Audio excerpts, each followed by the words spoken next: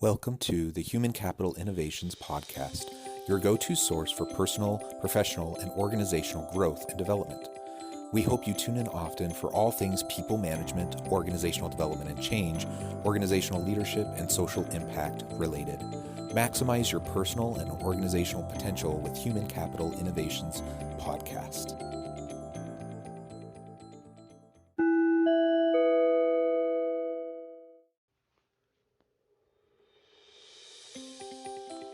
Welcome to the Human Capital Innovations Podcast. In this HCI podcast episode, I talk with Nicole Smith about utilizing volunteers and interns to drive organizational success.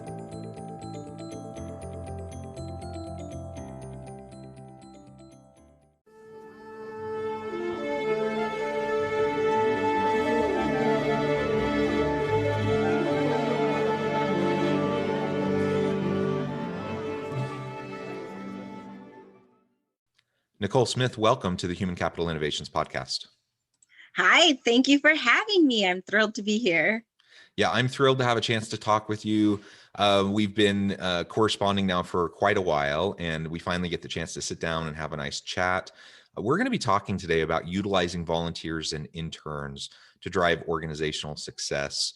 I think you really have a unique perspective on this topic. We'll talk a little bit about your book as well as it relates to this. But ultimately, I think we'll just have a really nice exploration about perhaps non-traditional ways to build out your human capital capabilities of your organization. As we get started, I wanted to share Nicole's bio with everybody. Nicole Smith is a Panamanian American workforce development specialist, published author of Game On, Relentlessly Pursue Your Dreams, and the 101 Note-Taking Affirmation Journal series. Motivational speaker, blogger, podcast host of From the Suggestion Box, Navigating Feedback, the Good, the Bad, and the Say What? Say what? Say what? And dancer. You do a lot of things. You wear a lot of hats, right? She earned her bachelor's degree via Division I full ride track scholarship. After graduating, she founded Step It Up, Inc., a nonprofit dance organization. Her experience in sports and entertainment, radio, TV, and performing arts has spanned nearly 20 years, covering the Chicago, Houston, and Miami markets. She has danced and cheered for 4 professional and semi-professional sports teams, has prepared more than 500 interns to enter the workforce, and has inspired crowds upwards of 2,000. She was a contributing writer for The Life of a Single Mom for 2 years, and in October 2020, she was awarded an Emerging Leader Award from Alive Impact Awards for volunteer engagement professionals, and in November 2020, joined the board of the Association for Leaders in Volunteer Engagement. In 2019, she joined the board of the Arts and Business Council of Miami, was listed as one of WLRN's Local Women Who Inspire You, and was selected as one of Legacy Miami's most prominent and influential Black women in business and industry of 2019. What an incredible background. I'm so honored to have the chance to chat with you today. Before we launch into the conversation, anything else about yourself that you would like to share with listeners by way of your background or personal context? No, I think it was all there. That was great. You know, it's fun to see reactions of guests as I read their bios. It says a lot about you, actually, that you get joy out of hearing about your accomplishments, but also I can tell you're a humble person, and you don't take those accomplishments for granted. I think that's wonderful. Anything you'd like to share just by way of your background, personal journey, before we launch into the real meat of today, which is going to be about volunteer and internship management and helping organizations succeed? Yeah, absolutely. So one of the things that really helped me land where I was the fact that I had the opportunity to start a couple of internship programs, grow an internship program, and I actually fell into volunteer management, right?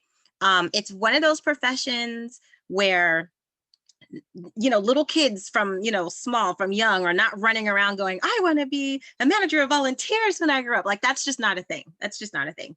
So I fell into this, and the thing that really helped me become so passionate at the base level, the basic level of managing volunteers, interns is really just respect. It's respecting people, respecting their time, respecting their efforts. The same thing that you would do with a paid employee, respecting their efforts, respecting the time that they're putting in, getting their opinions. And so what I found was even times I would go to volunteer for things, it would drive me nuts if people were like, "Oh my gosh, we need so much help. Please, please, we need your help. We need your help." And I'm cool. I am there. I'm there to help you. And then I get there, can't find the person who requested me, or there's nothing for me to do.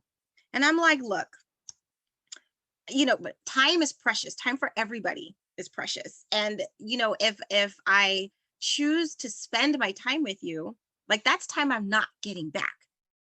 And I have no problem carving out time and driving in the traffic and doing everything that I need to get there, because if you say you need my help, then by golly, I am here to help you. But when I get there and I'm sitting around for 2 hours because you didn't figure it out, or the materials didn't come, or just all these other reasons, being on that end of it is what has made me so passionate about really talking to people about the value of your volunteer program. Because the thing about it is the word of mouth aspect is huge, and a lot of people seem to forget that, and they overlook the volunteer, they overlook the intern, they underestimate them.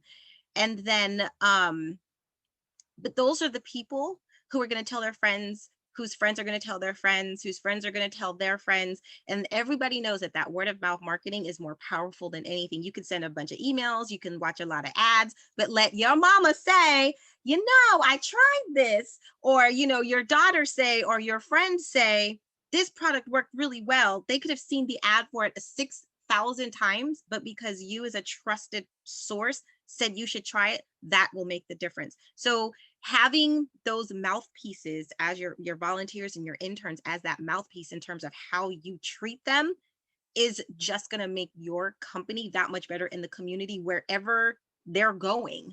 And so that's where I landed. That's how I became so passionate about this. And just, I'm just on a trailblaze to just be like, respect and value your volunteers and interns. They have more impact than you realize. Yeah, yeah. I love that. And I absolutely agree. I think we think about paid employees all the time. I think paid employees get exploited, used and abused, and aren't treated with dignity and respect often. But Right. but interns and volunteers often are just a complete afterthought, right? Yep. They're completely taken for granted. And so, yeah, absolutely. We need to treat everyone with dignity and respect, honor who they are and Yep. the sacrifice that they're making to be there. You're not paying them a thing. They're there out of their own goodwill, and there are choices. There's a marketplace of volunteering, right? There's so many Yes. different institutions and organizations that need volunteers, and so if they have a bad experience with you, they're going to move on, and then you're not going to be able to tap into that again later. I've had similar Exactly. experiences as you've described, both as kind of a like going to an event to volunteer, as well as even things like being approached to be on a board, a nonprofit board, or things like that, Yes. where I've had similar types of experiences. And like you, I'm very happy to carve out some time to give back, to help others. But I do want to make sure that my time's not taken for granted and that it's utilized in some meaningful way. And if it is, I'll give more of my time. But Exactly. when it's not, then that's when I'm going to start pulling back and I'm going to start putting my attention somewhere else. So yeah, absolutely. I think that's something we really, really need to be taking, good care of, that fostering that kind of an environment for volunteers and interns. As we get started, perhaps we can start by just defining a few terms. What's the Okay. difference between a volunteer and an intern? I'm a university professor. I have students go out and do internships all the time. Sometimes they're paid interns. internships, sometimes they're not paid internships. And so in a sense, they're volunteers. But when we talk usually about volunteer management versus interns, what's the difference that you see there? So one of the biggest difference is the fact that one can be paid and one cannot. So that's a huge difference. Often, depending on the organization, depending on the type of organization and how it's set up, volunteering tends to be a little bit more flexible, whereas your internship program is definitely more structured. And the Department of Labor has a lot more to say about an intern and an internship program than it does about a volunteer program. So that's kind of the two largest difference that you'll see is really the flexibility.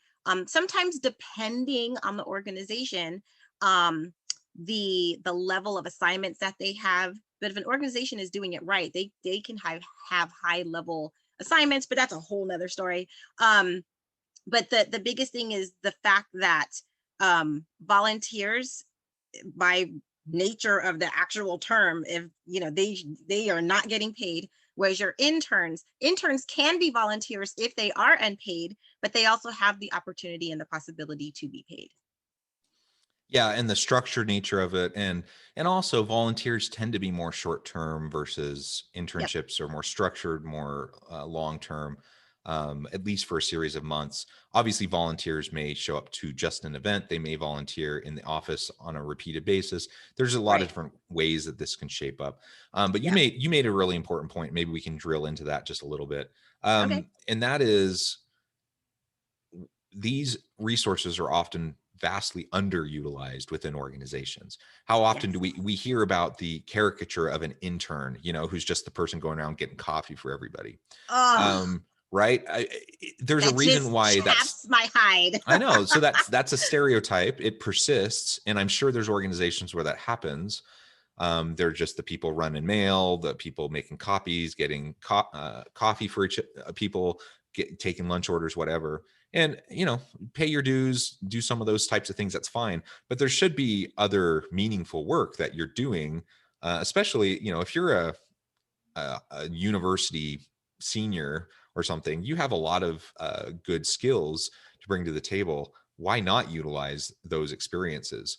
Or especially if it's a graduate intern or somebody. I mean, these are people that can make contributions. I see it every day with my students. They can go out and do really amazing things, and it's a travesty when they're not utilized, both for them, for their own professional development, but also for the organization who's not tapping into their skills. Exactly. Absolutely. You hit it on the nail. You absolutely hit it on the nail. So, one of the first things we need to do is just change our mindset, perhaps within Yeah. organizations.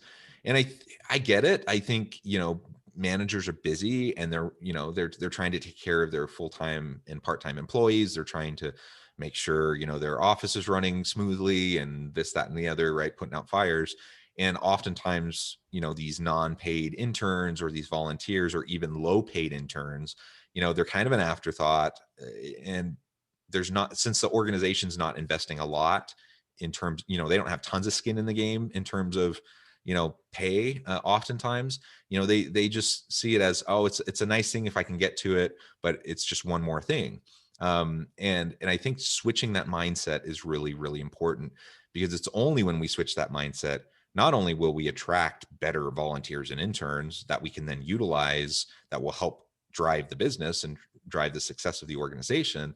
But again, it will also really better benefit those people who are trying to engage with your organization. It will help prepare them professionally, and they'll become, brand ambassadors for your organization once they leave.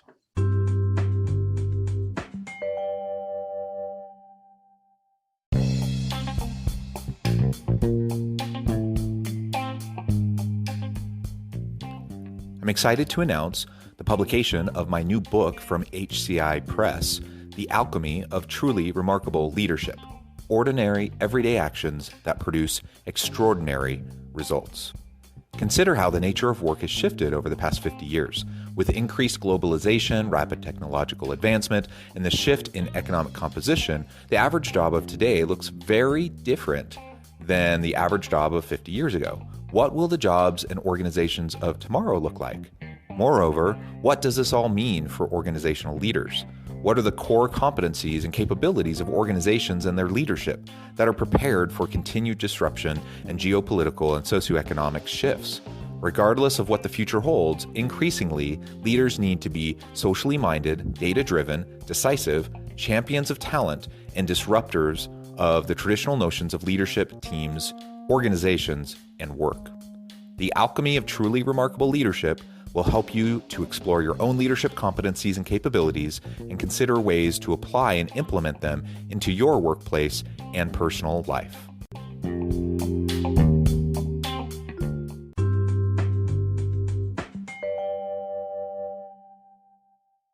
Absolutely. Absolutely. And so, I've talked to several people before who they're like, oh, we need extra help in the office. Da, da, da. And I'm like, oh, well, why don't you get an intern? And the initial response is like, oh, interns. Oh my gosh, and there's these preconceived ideas that they're lazy and that they're unreliable, or even especially, and one of the things that people will do with volunteers and interns is, oh, well, we won't pay somebody to do that. We'll get a volunteer or intern to do it. You are not technically by law allowed to do that. So I caution anybody who that has run through your mind, right? That they have nothing to offer. They're entitled and they're lazy.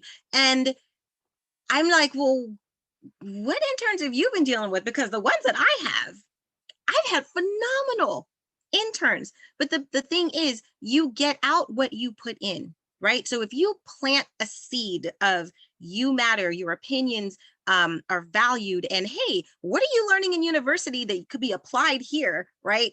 And take a look at this. What do you see? What are you learning about in school? How can we look at this differently? Dive into this.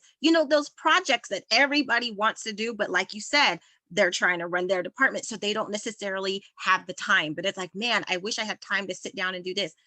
At our organization, we've done that a couple of times with several different interns, and the result has been phenomenal. They have saved us money. They've changed processes. They've introduced things to us that we had no idea even existed. It was like, tick, what? They're on top of the newest things that are happening. They are full of ideas. And today's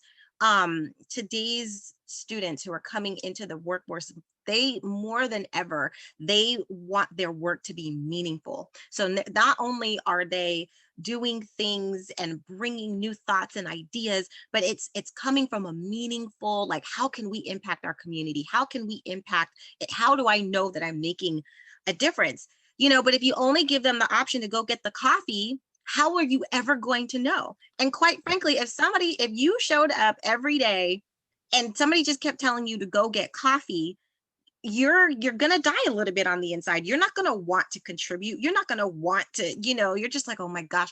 And then what does that trigger? It's just like, I'm not encouraged to continue, even showing up early if all I know is I'm going to get coffee, and then I'm going to be berated because, I didn't put 2 sugars in it or whatever. I don't know.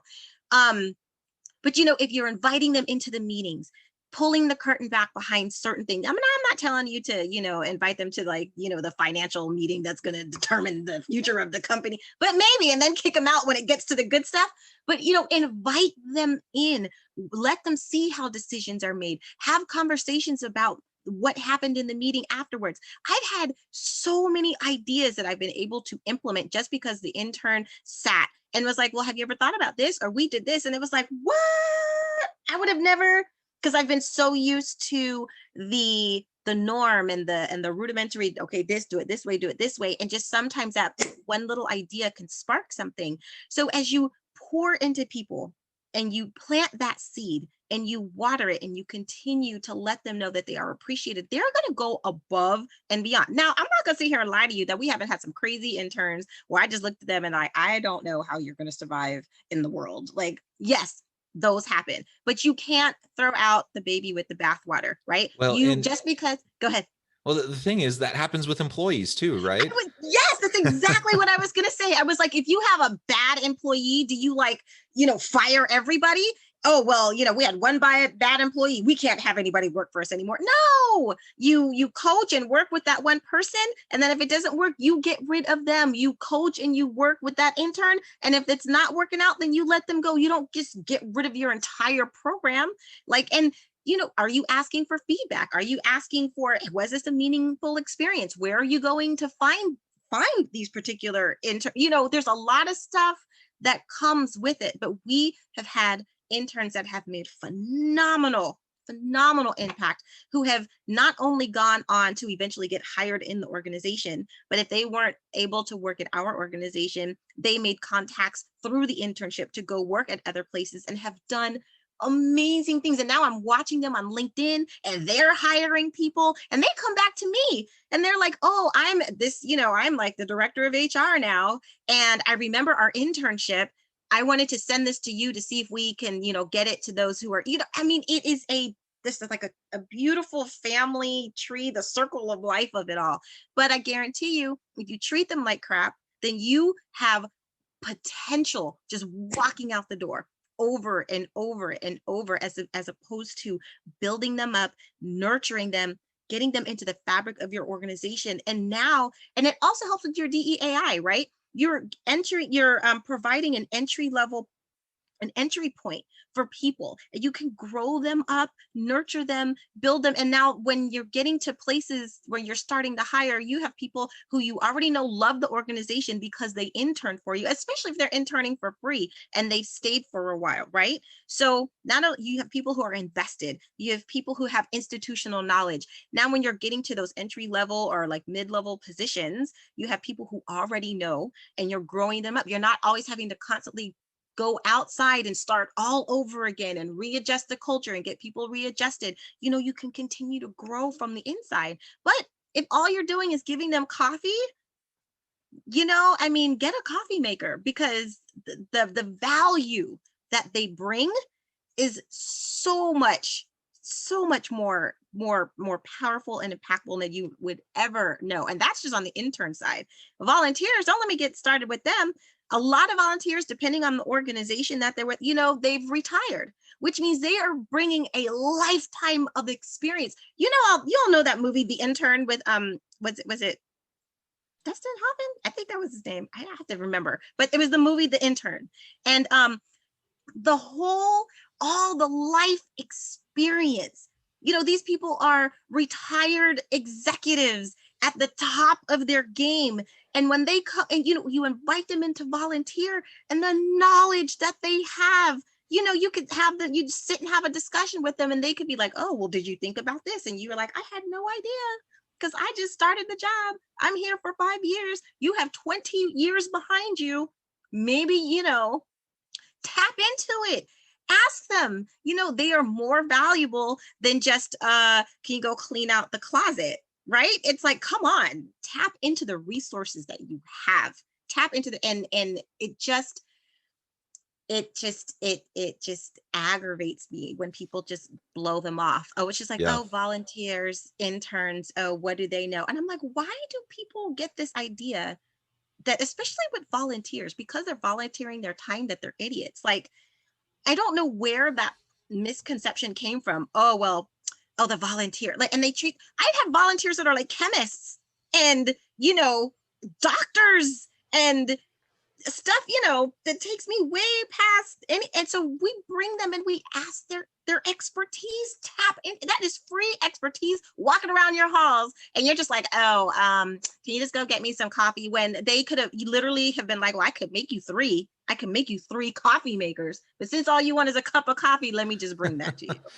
Yeah. And I think part of it, like we were talking about, it's, the limited resources of organizations and the short-sightedness, Yeah. instead of seeing interns and volunteers as a way to fill out your human capital bench, right? To provide Yep. more opportunity to do more things, you see it as a strain on existing resources and a strain on your time as a manager, because of that false narrative in your mind, that mindset. Yep. You're not utilizing it. You're not treating them with respect. In fact, it's very disrespectful the way they often get treated. Yeah. But even just from the pure hard business case of it, it makes no sense.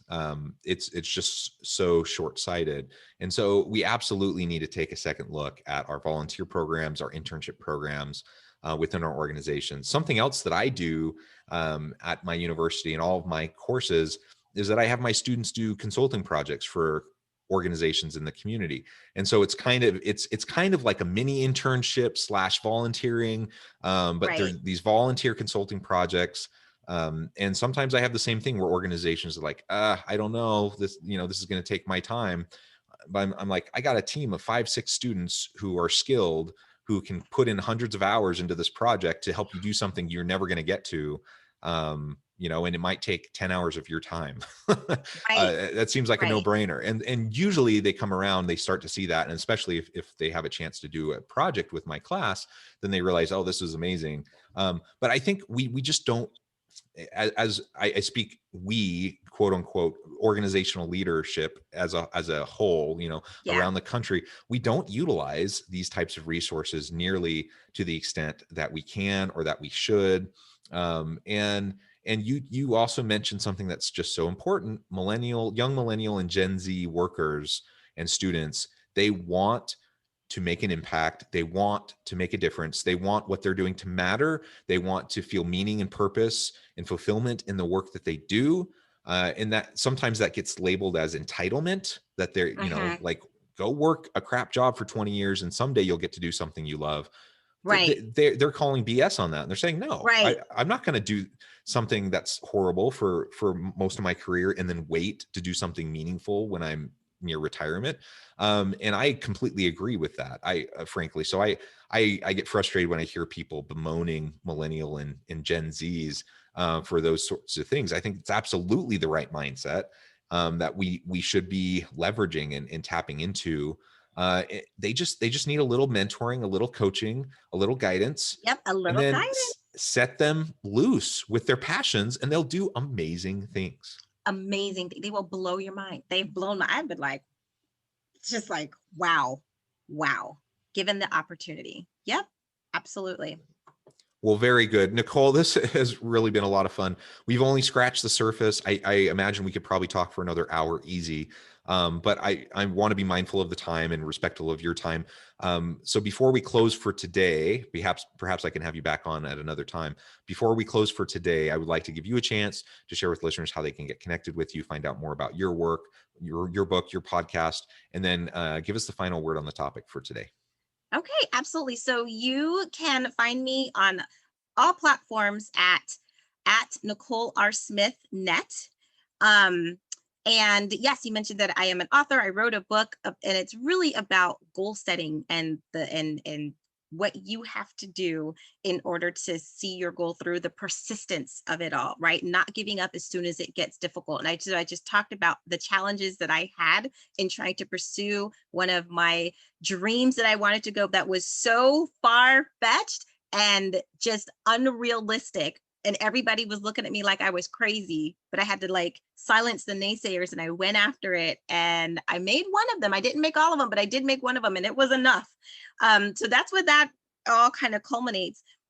And then for like managers, people who are managers, who are especially first time managers, who are going through some things and have a hard time with feedback, navigating feedback, whether it be good, the bad, or the say what, because people will tell you some crazy things. And so the podcast is designed to help you determine, the feedback that you should keep and the feedback that you should just let go, consider the source and then go from there. So we have a lot of time, we have a lot of laughs. Just like and it's crazy because think like I said, the things that come out of people's mouths, sometimes you're just like, how did you ever, whoa. So we have a lot of fun with that. So yeah, I'm doing a lot of different things just because I'm so passionate about helping people. I've been through a lot, so I'm just trying to help other people, just help them go through it too, because I wish I had somebody to go through it, because I was like, what am I doing? I have no idea. So this is my way of giving back, to help others who are coming up. And so the final topic, I would say, let's take, the first start that you can do. If you have interns, if you know somebody who is an intern or anything like that, in July, July 29th is National Intern Day. Start now. Plan to do something nice for your interns, and don't bring them just like a cup of coffee, right? Do something nice. You have a whole month. You now know, depending on when this airs, you know when it's going to happen. Take some time out to recognize your interns. Take some time out to recognize your volunteers. I created a journal literally called 101 Affirmations for Volunteers. And it's a journal. They can write down notes, and there's affirmations just saying you are seen, you are heard, you are valued, just a way to say thank you to them. So start today. After you hear this, within the week, do something to recognize your volunteer or intern. And that would mean the world to me. Again, like I said, you can follow me, especially on LinkedIn. That's where I'm the most active, at Nicole R. Smith Net, but I'm on Instagram, Twitter occasionally. That's why I need my interns. I need an intern to do that. And yeah, all the other platforms too. Wonderful. Awesome, Nicole. It has really been a pleasure. You're a delight to talk with. I encourage listeners to reach out, get connected with Nicole, find out more about what she can do for you. And as always, I hope you can stay healthy and safe, that you can find meaning and purpose at work each and every day. And I hope you all have a great week.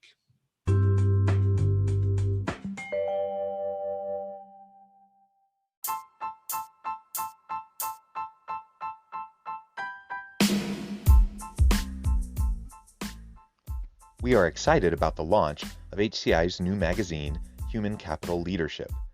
Human Capital Leadership is a free, interactive e-magazine designed to help individuals, leaders, and organizations find innovative approaches to maximize their human capital potential. We will be publishing issues quarterly in August, November, February, and May. Check out the first issue and let us know what you think.